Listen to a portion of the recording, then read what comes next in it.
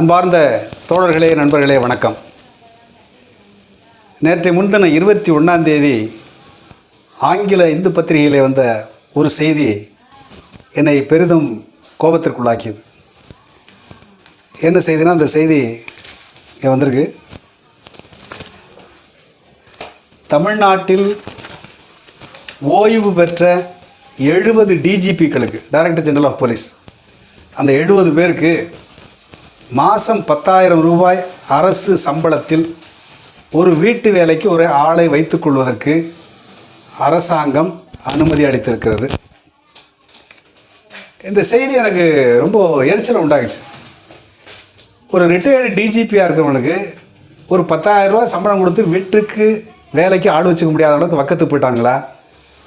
எதுக்கு அரசாங்கம் கொடுக்குது என்று நான் யோசித்து பார்த்தேன். அப்புறம் உள்ளர போய் பார்த்தா தான் விஷயமே என்னன்னு தெரியுது.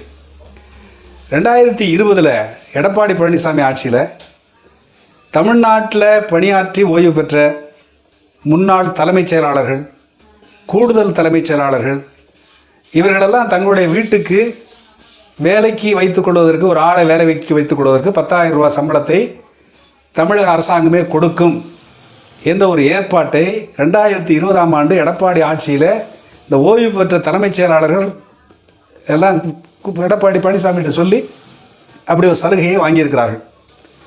இந்த சலுகை இப்போ 3 வருஷம் கழித்து தான் இப்போ டிஜிபிக்கெல்லாம் தெரிஞ்சிருக்க போடுறது.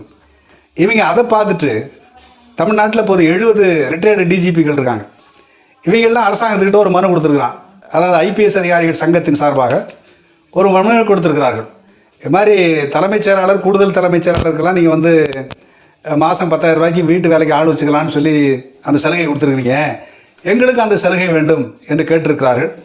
அதற்காக ஒரு ஆண்டுக்கு 84 லட்சம் ரூபாயை அரசாங்கம் அனுமதித்திருக்கிறது. இந்த கோரிக்கையை, ரிட்டையர்டு டிஜிபிகளுடைய கோரிக்கையை உள்துறை ஏற்றுக்கொண்டு அவர்கள் 10,000 ரூபாய் சம்பளத்தில் ஒரு வேலையாளை வைத்துக் கொள்வதற்கு அனுமதி வழங்கியிருக்கிறது. இது எவ்வளோ பெரிய அயோக்கியத்தனம்! இப்போ என்ன, இப்போ ரிட்டையர்டு வந்து சீஃப் செக்ரட்டரியும் டிஜிபியும் ஏன்னா ஒரு 10,000 ரூபா சம்பளம் கொடுத்து வீட்டுக்கு வேலைக்கு ஆளை வச்சுக்கிற அளவுக்கு வக்கு இல்லாமல் போயிட்டாங்களா, இல்லை கஷ்டப்படுறாங்களா? இவர்கள் இப்படி ஒரு சலுகை இவர்களுக்கு கொடுப்பதற்கு இவர்கள் என்ன சாதித்து கிழித்தார்கள்? இந்த நாட்டுக்கு, இந்த மக்களுக்கு என்ன செஞ்சு கிழிச்சான்? ஓட்டு போட கூட வரமாட்டானுங்க. அரசு ஊழியராவது, பென்ஷன் வாங்குற அரசு ஊழியராவது வந்து வரிசையில் நின்று ஓட்டு போட்டு போவான். இவங்கெல்லாம் ஓட்டு போடுறது கூட விட்டு வரமாட்டானுங்க. இப்போ என்ன சாதனை செய்வதற்காக இந்த சிறப்பு சலுகை இவர்களுக்கு கொடுக்கப்படுகிறது? இதுதான் நமக்கு முன்னால் இருக்கக்கூடிய கேள்வி. இப்போது ஒரு உதாரணத்துக்கு ஒரு டிஜிபியோ ஒரு சீஃப் செக்ரட்டரியோ ரிட்டையர் ஆகும்போது கிட்டத்தட்ட 2 லட்ச ரூபா 2,25 லட்ச ரூபா சம்பளம் வாங்குறாங்க. அவர்கள் கிட்டத்தட்ட 1,4 லட்சம் ரூபாய்க்கு குறையாமல் பென்ஷன் வாங்குகிறார்கள். இவனுடைய பதவி காலங்களில் கோடிக்கணக்கில் சம்பாரித்து வச்சுருக்காங்க. இப்போ பழைய சீஃப் செக்ரட்டரி ராம் மனோகர் ராவ் எத்தனை கோடி ரூபா கொள்ளையடித்தான், இப்போ பண மதிப்பிழப்பு நடவடிக்கை வந்த போது எவ்வளோ புது 2,000 ரூபா நோட்டு அவங்ககிட்ட இருந்துச்சுங்கிறதெல்லாம் நம்ம வந்து கடந்த காலங்களில் பார்த்தோம். இப்போ இந்த ஐஜி ஒருத்தன் வந்து தன்னுடைய சக ஐஏஎஸ் பெண் அதிகாரிகிட்ட பாலியல் அத்துமீறல் பண்ணான்னு சொல்லி ராஜேஷ் தாஸ்னு ஒருத்தன் வந்து தண்டனை கொடுக்கப்பட்டிருக்கு. அவன் வந்து ஒரு பிரம்மாண்டமான பல 100 கோடி ரூபாய் செலவழித்து ஒரு பிரம்மாண்டமான பங்களாவை கட்டியிருக்கான். அதெல்லாம் வீடியோவெல்லாம் வெளியில் வந்துருக்கு.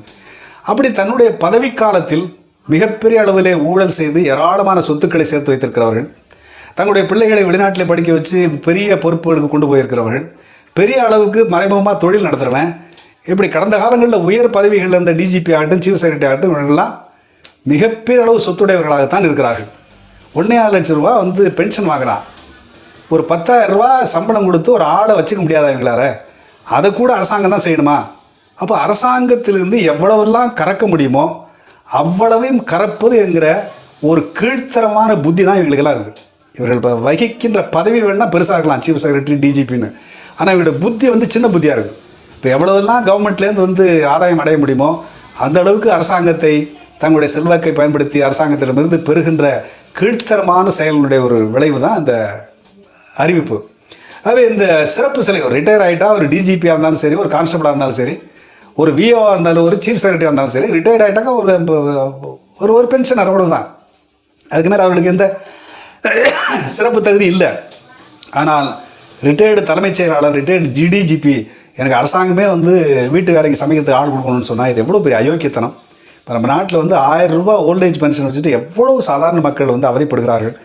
அதெல்லாம் வந்து அதை பற்றியெல்லாம் எந்த பொறுப்பும் இல்லாமல் இவர்கள் தங்களுடைய அதிகாரத்தை பயன்படுத்தி, அது என்ன டிஜிபிக்கும் வந்து சீஃப் செக்ரட்டரிக்கு மட்டும் 10,000 ரூபாய்க்கு ஆள் வச்சுக்கிறதுக்கு, அப்போ ஐஜி கீழே இருக்கிற எஸ்பிக்கெல்லாம் அதெல்லாம் கிடையாதா?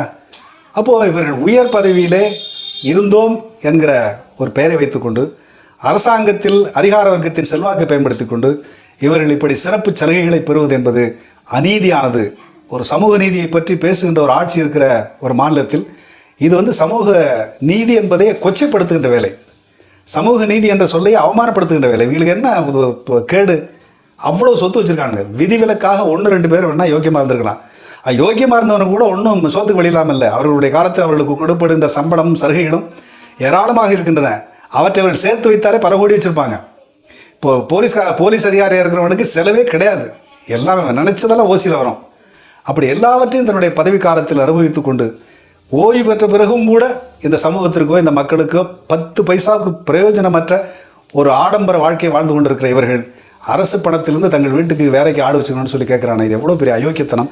இதை இந்த அரசாங்கம் ஏற்றுக்கொண்டு ஆணை பிறப்பித்திருப்பது அதைவிட அநீதியானது என்று நாங்கள் கருதுகிறோம்.